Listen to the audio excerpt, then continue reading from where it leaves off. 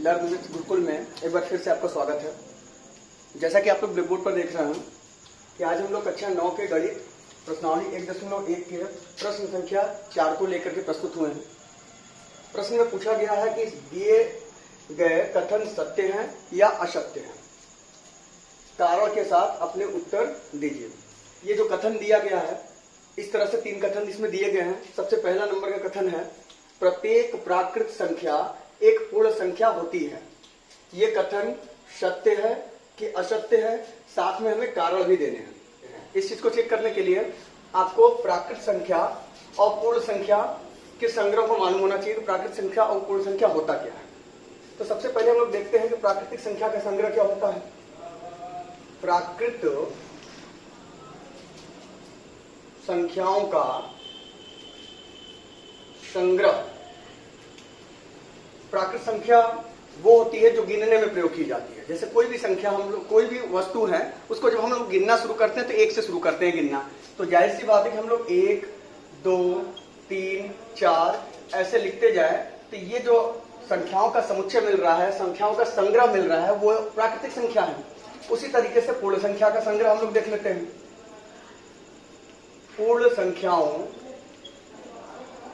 का संग्रह यदि प्राकृतिक संख्याओं के साथ शून्य को भी सम्मिलित कर लिया जाए तो वो पूर्ण संख्याओं का संग्रह हो जाता है। जैसा कि आप ब्लैक बोर्ड पर देख रहे हैं कि 0, 1, 2, 3, 4 ये सभी संख्याएं पूर्ण संख्याएं हैं।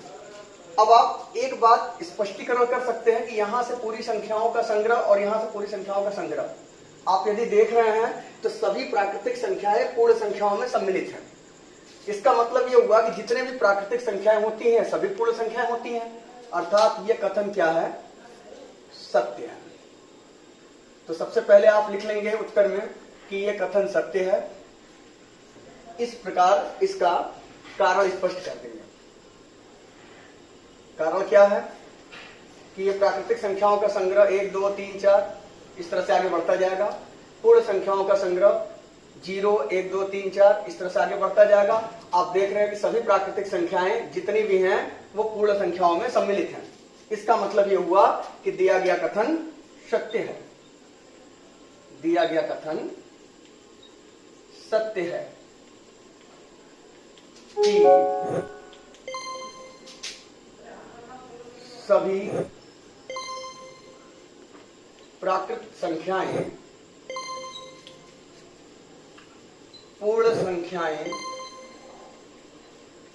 होती हैं। सेकेंड क्वेश्चन में बताया गया है कि प्रत्येक पूर्णांक एक पूर्ण संख्या होती है। इसके लिए हम लोग पूर्णांक क्या होता है ये सबसे पहले जानेंगे और पूर्ण संख्या क्या होता है ये इसके बाद जानेंगे। हम लोग यहाँ पूर्णांक के बारे में यदि बात करें तो इंट्रोडक्शन वीडियो में मैंने बताया था, पूर्णांक संख्याओं का समुच्चय यदि हम लिखें, पूर्णांक संख्याओं का समुच्चय या संग्रह भी बोल सकते हैं।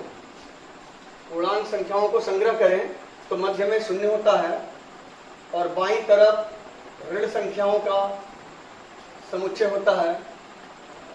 इस तरह से आगे बढ़ता जाएगा और दाईं तरफ धन संख्याओं का समुच्चय होता है। इस तरह से ये इधर आगे बढ़ता जाएगा। एक बात तो समझ चुके होंगे आप लोग कि पूर्णांक संख्याओं में ऋणात्मक पूर्णांक, धनात्मक पूर्णांक और शून्य होता है।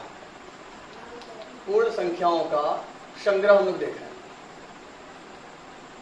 परिभाषा में हमने ये चीज पढ़ा था कि प्राकृतिक संख्याओं के साथ शून्य को यदि सम्मिलित कर लिया जाए तो वो पूर्ण संख्याओं का संग्रह बन जाता है।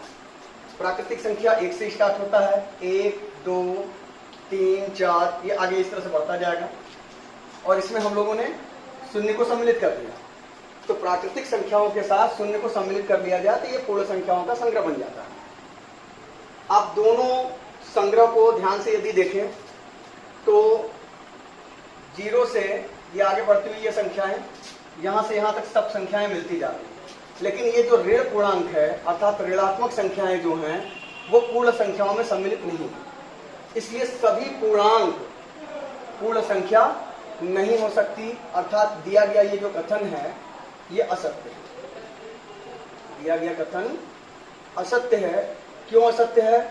ये कारण आप ध्यान से देखें तो कारण में स्पष्टीकरण किया गया है कि जितने भी पूर्णांक है अर्थात ऋणात्मक पूर्णांक पूर्ण संख्याओं में सम्मिलित नहीं है, इसलिए ये सभी संख्याएं तो पूर्ण संख्या हो ही नहीं सकती, इसलिए दिया गया कथन क्या है? असत्य है। यहां पर आप स्पष्टीकरण लिख सकते हैं, स्पष्ट है कि पूर्णांक संख्याओं में उपस्थित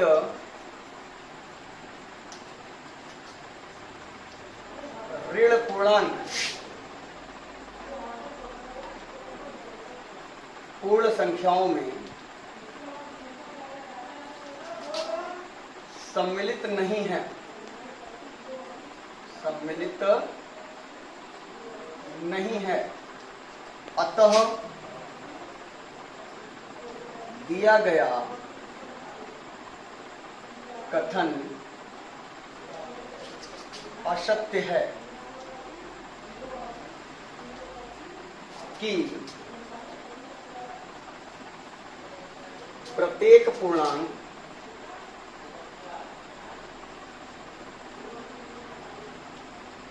एक पूर्ण संख्या होता है।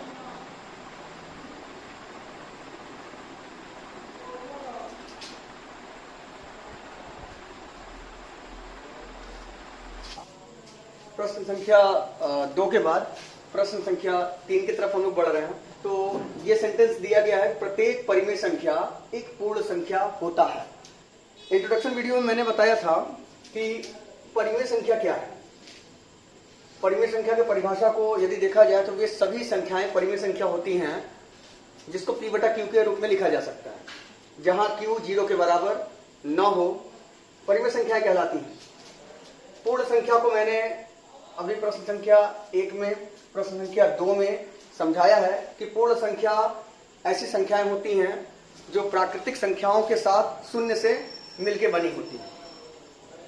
इस चीज को यदि देखा जाए कि क्या सभी परिमेय संख्याएं पूर्ण संख्या होती हैं, यदि आप इस चीज को ध्यान से देखें कि जो संख्याएं, जैसे कुछ संख्याएं हम लिख करके आपको दिखा रहे हैं, 25/5 है, ये एक परिमेय संख्या है क्योंकि ये P बटा Q के रूप में लिखा हुआ है और नीचे वाला हर अर्थात Q शून्य के बराबर नहीं है। यदि इस संख्या को हम विभाजित करें तो आपको 5 प्राप्त होता है। इसी तरीके से यदि 10/2 है, इसको यदि हम विभाजित करें तो ये भी 5 प्राप्त होता है। इसके बाद यदि 15/3 है, इसको विभाजित करें तो ये 5 प्राप्त होता है। और भी संख्याएं हैं, जैसे 10/5 है, विभाजित करें तो 2 प्राप्त होता है। ये जितनी भी संख्याएं मैंने लिखा, सभी संख्याएं परिमेय संख्याएं हैं। इन सभी को देख करके तो ऐसा जरूर लगता है कि प्रत्येक परिमेय संख्या पूर्ण संख्या प्राप्त हो रहा है। लेकिन हम आपको कुछ ऐसी संख्याओं के बारे में बात करें जो हर अंश को पूर्ण विभाजित न करें। जैसे 25/5 को यदि हम 26/5 लिख दें तो ये पूर्ण रूप से विभाजित नहीं होगा, अर्थात ये पूर्ण संख्या प्राप्त नहीं होगा। कुछ और भी संख्याएं हैं, जैसे 1/3, 3 1 को पूर्ण रूप से विभाजित नहीं करेगा, अर्थात ये परिमेय संख्या तो है लेकिन पूर्ण संख्या प्राप्त नहीं हो पा रहा है। इसका मतलब यह कि प्रत्येक परिमेय संख्या को हम पूर्ण संख्या नहीं कह सकते। इसका स्पष्टीकरण अगर करना है तो आप लिख सकते हैं उत्तर में कि ये जो कथन है वो असत्य है। ये कथन असत्य है। क्यों असत्य है? इसका कारण नीचे आपको देना पड़ेगा। 1/3, 2/5, 5/7, इस तरह से और भी संख्याएं आप यहां पर लिख करके दिखाएंगे कि 1/3, 2/5, 5/7 आदि और भी संख्याएं ऐसी हैं जो परिमेय संख्याएं हैं, परंतु पूर्ण संख्याएं नहीं है। अर्थात दिया गया कथन असत्य है कि प्रत्येक परिमेय संख्या एक